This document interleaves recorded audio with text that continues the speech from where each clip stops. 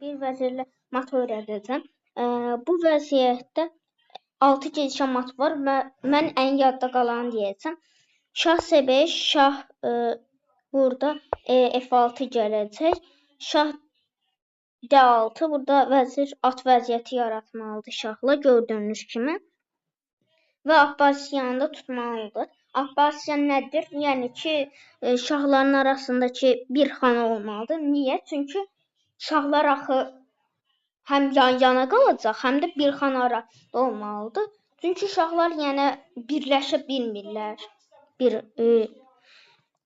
Və qara şahda burada məcburən şah J6 gələcək. Şah J6 sonra nə olacaq?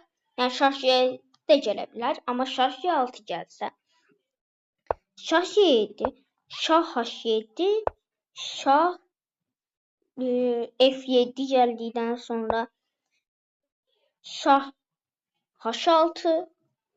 Yəni vəzir burada nə edəcək? Ən yaxşı vəzir A5-dir.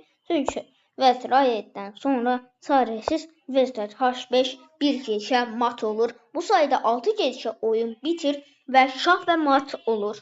Dediyim kimi əsas qayda vəziri şah vəziyyətində saxlamaqdır qara şahla və Abbasiya.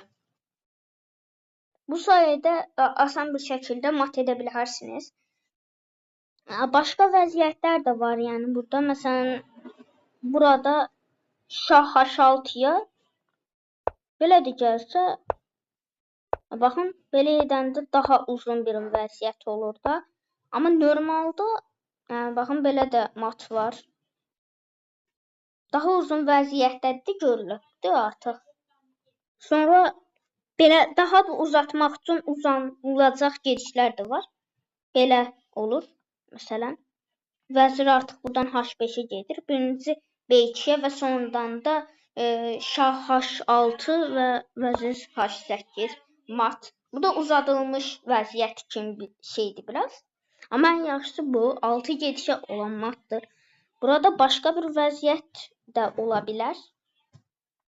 Məsələn, burada da bir gediş uzatmış oluruq.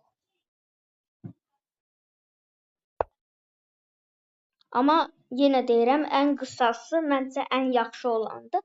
Abbasiya və at vəziyyətində unutmazsınızsa, bir vəzirlə mat etmək sizin üçün çox asan olacaq. Bu arada abunə olub like atmağı unutmayın. Sağ olun.